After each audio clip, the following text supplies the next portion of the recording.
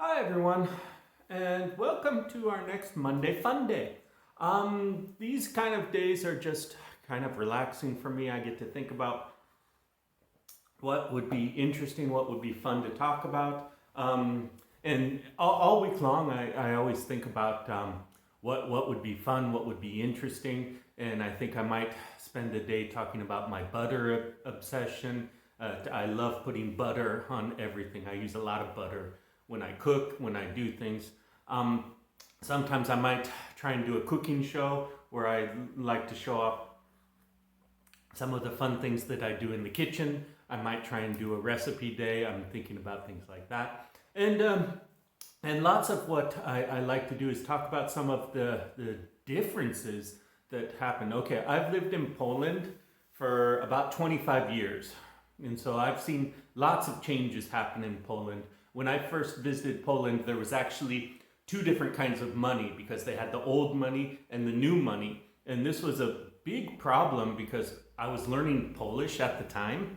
And so, you learn, try and go to shops and ask the people how much something costs because there weren't really grocery stores that you could push your own cart, that you always had to ask the person for everything. And the difference between new money and old money was 4 zeros. So they just whacked off 4 zeros from the money. And so the old 10,000 was the new zloty. And so they were trying to go over to this. And so sometimes you would go to a store and they would tell you, for example, I would buy, I don't know, bananas. And I was expecting it to be about 2.5 zloty. And they would tell me it's 22, meaning 22,000. And 22,000 is 2 zloty 20 grosz. And so it was a little over 2 zloty. But when you're expecting the number to be 2.5 and you hear 22, you think, wow, those are expensive. And so sometimes things are just kind of different here. And one of the crazy differences that I've always noticed, okay, I work with kids mostly. So I work with kids a lot. I've been working with kids for about 10 years. And I really enjoy teaching English to young children. It's a lot of fun. And I've even taught kids as young as like 3 years old. So I've worked in a preschool teaching young children, teaching older kids all the way up to high school. And then of course I teach adults and grandparents, but I teach a lot of kids. And so I've kind of learned how to deal with kids, how to talk to them, how to get a group of 20 kids to like you. And actually the secret is you can't care if they like you or not. If you get a group of kids to respect you, then they will like you. So first you always try and get their respect, and then they'll like you. So if you just try and get them to like you, it'll never work, and they'll always cause problems. But one thing that surprises me, and now I'm starting to actually get to the topic that I wanted to talk about today, is one of the subject of toys for kids. Now looking back, I was kind of lucky. I had lots of different fun toys. And when I talk about fun toys, I'm talking about the kind of toys that could be slightly dangerous. Okay, yeah, I rode my bicycle once as a teenager, probably close to 100 kilometers an hour. Very dangerous. Don't do it. It's really scary. But I remember as a kid, I had, for example, a go-kart. And so a gasoline-powered go-kart, and so I could ride around my neighborhood. Now, I lived in California. I lived in a very closed neighborhood. And so there wasn't a gate around it, but there was only one way in and one way out. And so the only people driving there were people who lived there. So there wasn't a lot of traffic, and I remember riding a lot on my go-kart. I remember having a motorcycle when I was a kid, and I was never very good at it, and I had a few accidents, and I don't know, it just never really excited me. And I had guns, which I really enjoyed shooting guns. I think I got my first gun when I was probably about 10 years old. And I'm not talking about an air gun because air guns are completely different. I remember shooting an air gun when I was probably about 5 or 6. But my own real gun, a 22 long rifle, I had when I was about 10. And so sometimes I talk to parents, especially in the region that I live in now in Poland, down in the south, lots of people ride motorcycles, okay? Because I live in an area where there's lots of small mountains around. And so lots of people ride motocross, and they love riding motorcycles. And lots of parents give motorcycles to 8 or 10-year-old kids. And it's kind of surprising for me, and I'm like, wow, aren't you worried about that? And they're like, no, it's just a motorcycle, it's great. But the same people talk about when I mentioned that, oh, I used to shoot guns my own gun when I was 10 years old, and they're like, wow, you aren't, isn't that dangerous? Did your parents want you to shoot guns? And so now, today I'm going to talk about why I think guns are a better present for a young child than a motorcycle. And so it took me quite a while to get into this topic. Guns are safer than motorcycles, I think. And so I'm going to talk about it, and it sounds a little strange. How can a gun be safer than a motorcycle? Motorcycles are just meant to ride around, and guns are made for killing people. Well, I'm not going to talk about hunting, I'm just going to talk about target shooting. So target shooting is not about any type of killing animals or anything like that, because I don't think I ever went hunting in my life. I know I've done a lot of target shooting, but not hunting.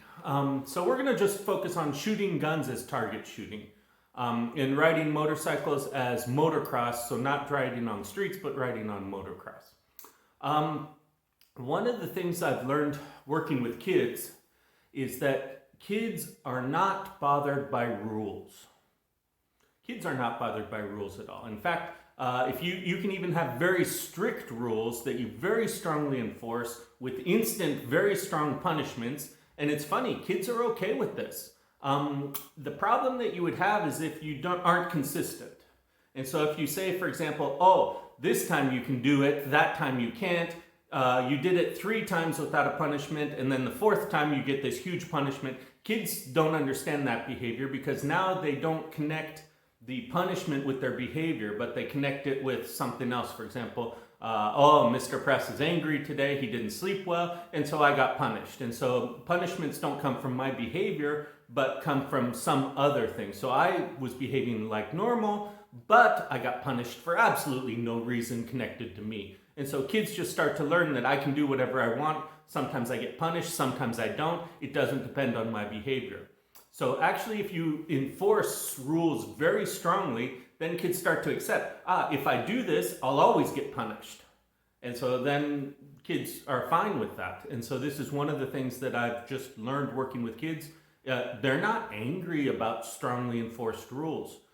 In fact, I always talk about with the kids that I have a few simple rules very strongly enforced. And so this just, we all get along. And so it's probably worked for about 10, 15 years for me, and I don't plan on changing.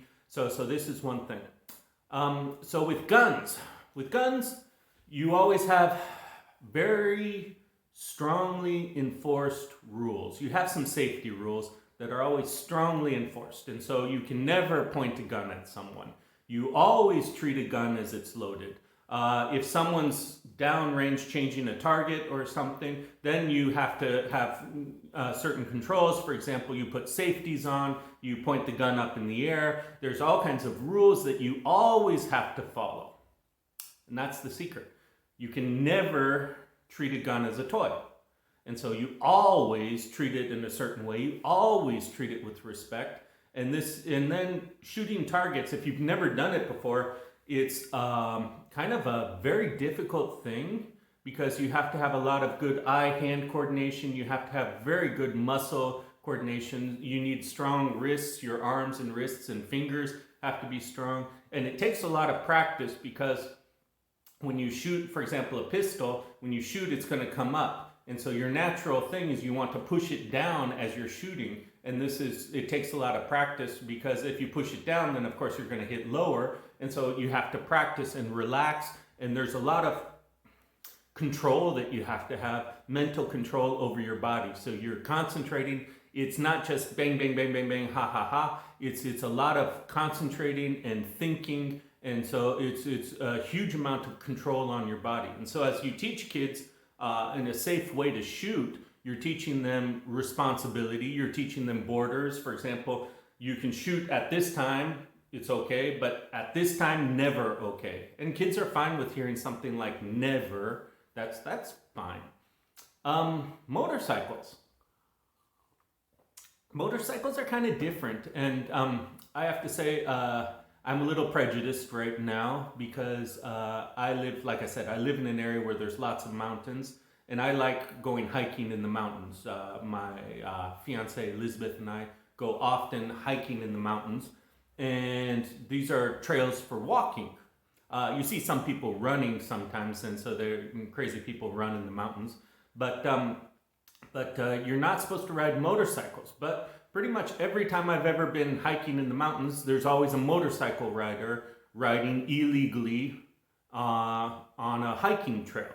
Why? Because the hiking trails are nice, because they get to see nice views. I've talked to some motorcycle riders, and they say there's not a lot of places to ride motorcycles, but there has to be some. And so this is one thing that I guess I'm a little prejudiced, because shooters always look for places where you can legally shoot. And so this is okay to shoot. This I wouldn't shoot in the city because that's not okay. And motorcycle riders, especially here, sometimes they say this looks like it's a lot of fun, and yeah, it's against the rules, but it's okay because there won't be many people and the police won't catch us because it's in the middle of a mountain. So nobody's going to call the police. And I know I always just get grumpy whenever I see these people, because sometimes on a curve I have to jump out of their way because they're going too fast, and so this is a little problem. But shooting a gun, the fun part is having control. So you want to be able to shoot exactly where you want to at different distances. So I'm really good at shooting at 10 meters. Now can I shoot at 20 meters? Can I shoot at 30 meters? And so you're always trying to extend your control level. So shooting guns, it's all about control. It's all about keeping control of a situation. And so motorcycle riding, faster is more fun. So because you want to go as fast as you can, as fast as is safe. And what's the problem with how fast can you go? And you can say, oh, my dad can drive this area at 50 and I'm 9 years old. Can I drive it also at 50? And the answer is no, because your dad's a better rider. And so you're trying to put a 9-year-old to have judgment. And this is what he has to say, that I can only ride as fast as it's safe. Now, I work with a lot of 9 and 10-year-old kids. They don't have any judgment like this. And so, how do you get judgment? Well, you get judgment by having accidents. So one thing with motorcycles, you're expecting people to have accidents that teach the judgment. And this is one thing. Guns, there's simple rules, and so there's really not much judgment. It's all about, within the rules, gaining more and more control over your talents. And motorcycle riding, it's always, you want to go as fast as you can, that's safe, and maybe just a little faster for more excitement. And so it's always the idea that you're right on the edge of control. You're almost losing control. And this is probably why I didn't like motorcycle riding that much, because you're trying to have a situation where you're not really in control, and you're trying to survive a situation where if you're going downhill really fast and you need to stop, well, you can't. And so you need to be able to move around something because you can't stop. And so this is one thing that this judgment level kids don't have. And so this is where I absolutely honestly believe that shooting guns for kids is actually much safer, because it's these rules that you always do this, you never do this. And motorcycle riding is more, you shouldn't do this unless you can. And how do you know you can? Well, you try it. Did you fall off and break something? Well, yeah, then you went too fast, and maybe you'll try it again next time and do a little better. And it's just, there's not many rules for it, because you want to go as fast as you can without falling. Well, how do you know how is as fast as you can? Well, exactly, you have to fall a few times. And this is one thing that I don't really think that this is a great thing for kids, because it's just trying to get, the whole excitement of motorcycle riding is really fast. Well, how fast is really fast? And that's the problem. The faster you go, the more exciting. The faster, the more dangerous. So the exciting is the danger. And shooting guns, there shouldn't be any danger, because you have simple rules to never have a problem.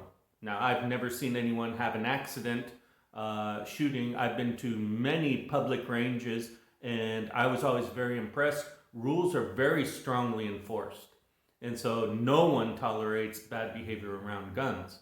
And so this is just one thing. But motorcycle riding, it's kind of like, wow, did you see what he did? That was so crazy. He almost crashed, and luckily he didn't. And so luckily. And so that's just kind of one of these funny things that people think about. And culture, of course, is different. I mean, even different places in America. Now, I grew up in California, and right now it would probably be very difficult to buy and own guns in California. My family now lives in the Midwest, and for example, my brother-in-law has one neighbor, and his neighbor actually has a shooting range set up, so my brother-in-law can shoot at home in his backyard, close enough to his backyard, because he lives in the middle of a cornfield pretty much, and so he can shoot legally just outside. And so I know he has two sons, and they both are into shooting, one more than the other for sure. And so that's something that shooting, it's a good hobby for children. I do think I'm a better person because I've learned how to shoot a gun, and I think that's important. Motorcycles, like I said in the beginning, I'm a little prejudiced because I hate the people who ride illegally. And so this just always makes me a little grumpy, because if there was let's say a riding range, and I decided to go for a walk on their riding course and they had to go around me, definitely they would not tolerate that, and I would have lots of problems. But if they come onto a hiking range, then of course I'm supposed to jump out of the way. So prejudice, yeah, I will say that already I'm prejudiced about this. But that's just kind of a fun thing. So sometimes I'm a little sad that Poland doesn't allow as much shooting. I would feel much better if I had, for example, a gun at my house in Poland. But it's illegal pretty much. It's very difficult to own guns. It's just one of those crazy things about different countries with different cultures. I hope this wasn't at all political too much. I hope it's not offensive. Something that I mean, I know some people who ride motorcycles, and they're really nice people, and I've talked to them about this. And so if anyone gets offended, that wasn't my intention. I was just kind of trying to bring out some of the differences in culture about the ways people can grow up. And especially what always surprises me is the same people that are a little shocked about a child shooting a gun wouldn't think twice about a child riding a motorcycle. And for me, guns are very safe, but motorcycles aren't that safe for kids. So this is just kind of a funny, different way of thinking. Well, I hope that was kind of an interesting Monday Funday. If anybody has any questions or comments or ideas or things, like I said, I've been thinking all week long what I'm going to talk about, and then I try and see how it goes. And so thank you very much for listening and watching, and have a great week. I'll see you next week. Bye-bye.